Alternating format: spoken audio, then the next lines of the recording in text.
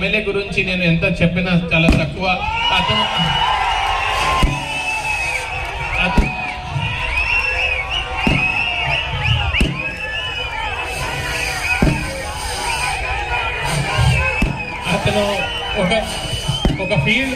ఒక ఫీల్డ్ మనిషి చాలా చిన్న స్థాయి నుంచి పైకి రావడం జరిగింది. మీకు తెలుసు, అతను 25 వయసు ఉన్నప్పుడు అతనికి ఒక జాబ్ వచ్చింది. 27 వయసులో ఆ జాబ్ వదిలేసి రాజకీయాల్లో వచ్చారు.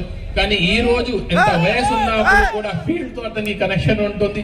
ప్రతిరోజు ప్రతి గ్రామంకి తిరిగినప్పుడు కనీసం అతనికి రోజుకి 200 మంది వచ్చి వాళ్ళని కలుస్తున్నారు. రాత్రి 10 వరకు 11 వరకు అందుబాటులో ఉంటున్నారు. సో నిజంగానే పబ్లిక్ తో కనెక్ట్ ఉన్న మనిషి మన ఎమ్మెల్యే గారు.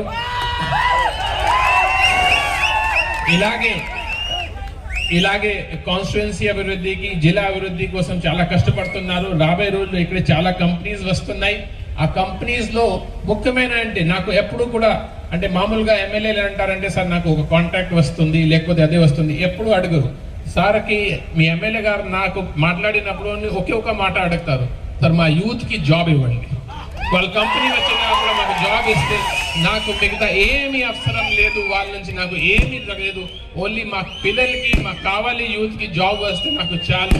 సో అంతే మంచి ఆలోచనతో పని చేస్తున్నారు.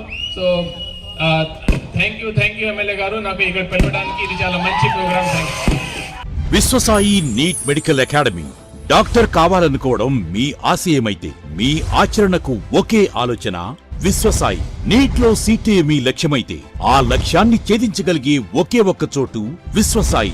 విద్యార్థుల ఆశయాన్ని, తల్లిదండ్రుల కలలు నిజం చేసుకోవడానికి నిజమైన మార్గమే విశ్వసాయి నీట్ మెడికల్ అకాడమీ. ఎందుకంటే స్థాపించిన సంవత్సరం నుంచి ఎందరో విద్యార్థుల్ని డాక్టర్లుగా మార్చి వారి ఆశయాన్ని చేరువ చేసిన విద్యా సంస్థ విశ్వసాయి. అనతి కాలంలోనే 1200కు పైగా మెడికల్ సీట్లు సాధించిన విశ్వసాయి చరిత్ర ఒక ఘనత.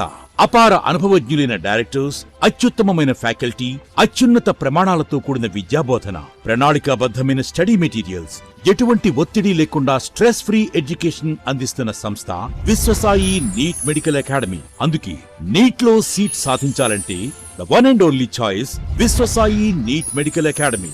2027 నీట్ లాంగ్ టర్మ్ అడ్మిషన్లు ప్రారంభమైనవి. సంప్రదించండి Viswasai NEET medical academy, Nellore, Tirupati.